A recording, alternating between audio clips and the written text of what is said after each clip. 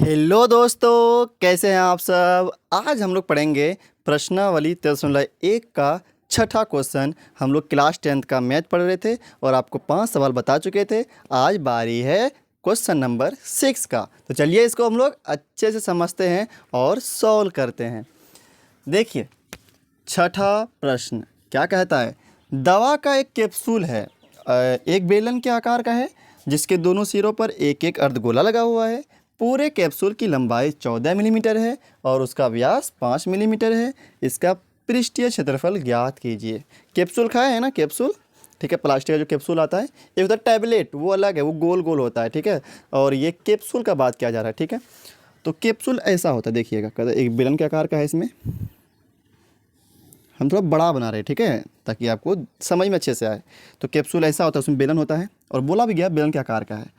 और उसके दोनों सिरों पर क्या है, एक एक अर्धगोला भी लगा हुआ है। मतलब यहाँ से ऐसे अर्धगोला लगा हुआ है, ठीक है। यहाँ से भी इतना सा अर्धगोला लगा हुआ है। कोई दिक्कत? कोई दिक्कत नहीं, ये अर्धगोला लगा हुआ है इतना सा, ठीक है। कैप्सूल ऐसे ही होता है, ठीक है। ये कैप्सूल है, यहाँ तक में तो कोई दिक्कत नहीं है।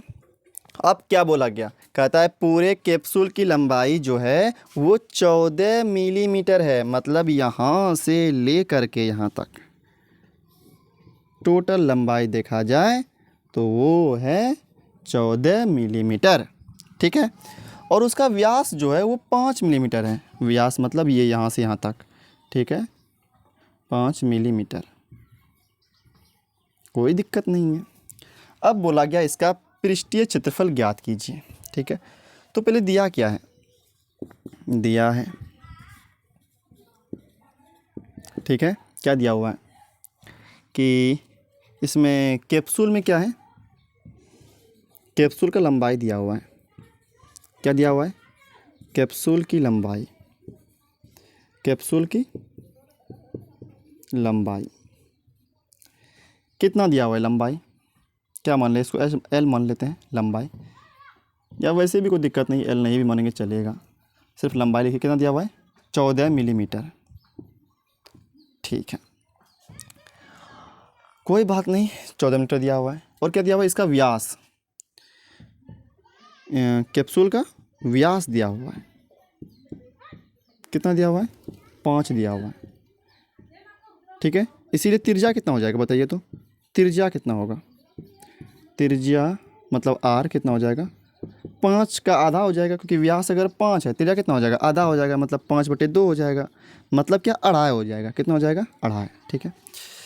मतलब इसका त्रिज्या जो निकला, ये त्रिज्या जो है ये यहाँ से यहाँ तक कितना है, ये 5/2 है, ठीक है, अढ़ाई हुआ, ठीक है। ये भी कितना होगा त्रिज्या इसका, ये 5/2 है, ठीक है। या तो त्रिज्या को आप ऊपर भी नाप सकते हैं, ये त्रिज्या है इसका, ये त्रिज्या है, ये 5/2 होगा।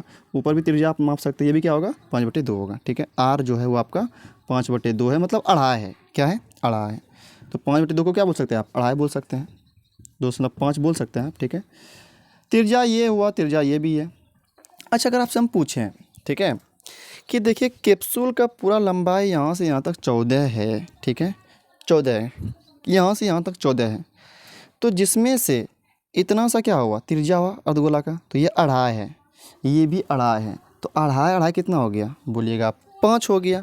तो बताइए, जब इसमें ये और ये मिला करके अढ़ाई अढ़ाई 5 हो ही गया, तो बताइए बेलन जो इतना सा है इसका लंबाई कितना होगा, इसका लंबाई कितना होगा, मतलब एच कितना होगा इसका, ठीक है।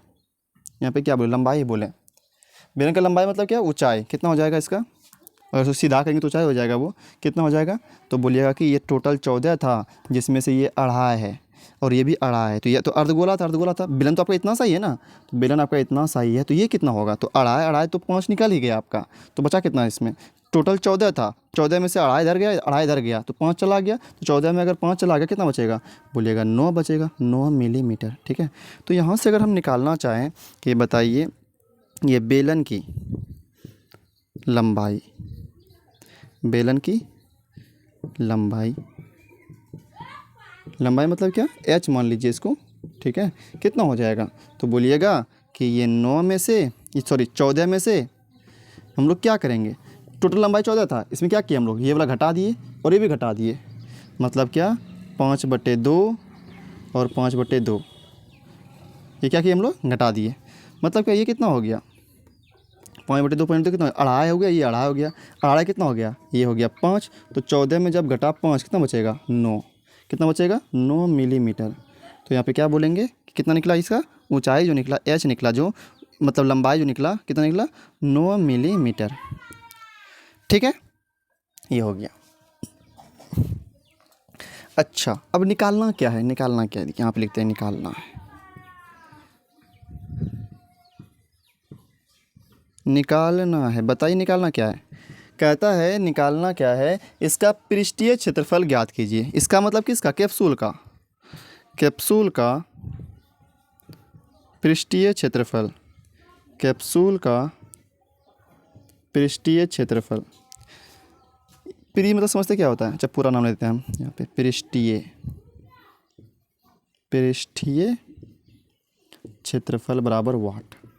अच्छा, अगर पृष्ठीय क्षेत्रफल का बात है, मतलब कहाँ कहाँ पेंट कर सकते हैं आप, तो चारों ओर पेंट कर सकते हैं, पूरा बेलन पेंट कर सकते हैं आप, और ये अर्धगोला जो दो ठो है इसमें भी आप पेंट कर सकते हैं। ठीक है, तो इसका क्षेत्रफल हो जाएगा ये।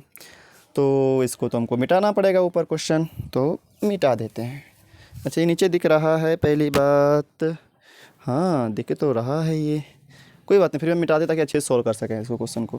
क्वेश्चन तो लिख लिए होंगे आप, क्वेश्चन तो वैसे बुक में भी है।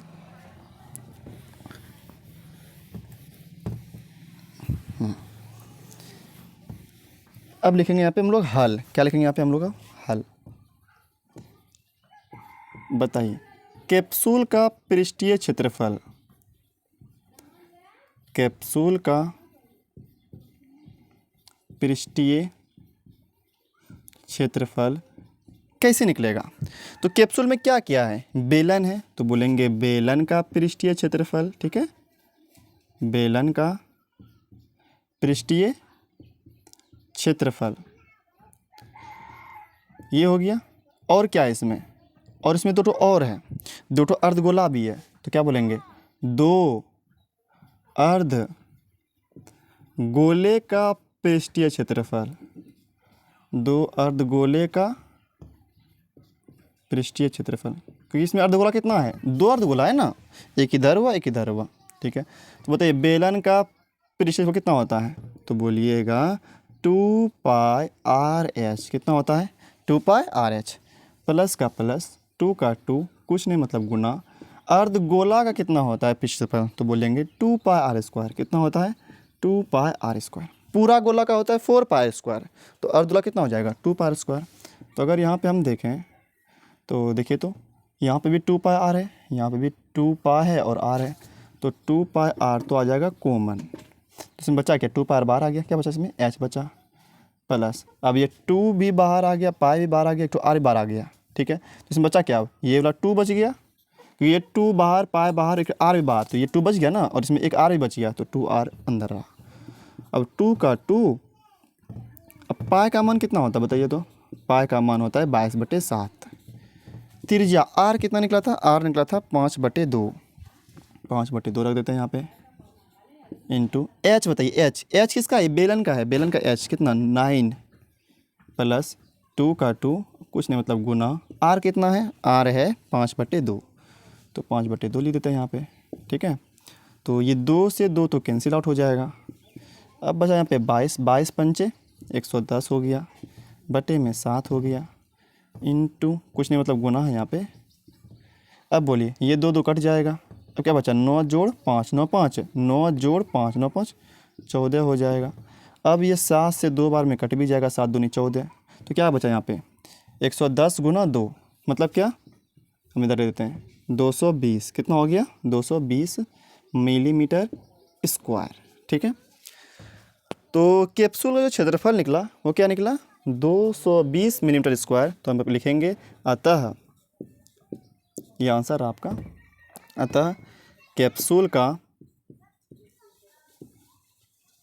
ये निकाला था हमको कैप्सूल का पृष्ठफल, अतः कैप्सूल का पृष्ठीय क्षेत्रफल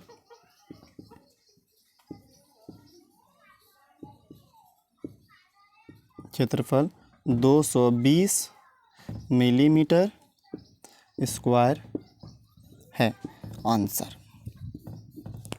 ठीक है, तो अगर आप इस तरह से सॉल्व करते हैं तो आपको पूरा नंबर मिल जाएगा। ठीक है, तो ये था क्वेश्चन नंबर 6। आज आपको हम बता दिए और अच्छे से समझने की कोशिश भी किए हैं। तो उम्मीद करते हैं आपको ये सवाल समझ में आ गया होगा। अगर नहीं आया है, कहीं पे डाउट है आपको, तो आप कमेंट बॉक्स में पूछ भी सकते हैं कि सर हमको यहाँ पे दिक्कत है, हमको यहाँ पे समझ में नहीं आया, तो हम आपको फिर अलग से वीडियो बना करके समझा देंगे। तो रहते आज यहीं तक, फिर इसके बाद मिलेंगे हम लोग अब अगली वीडियो में।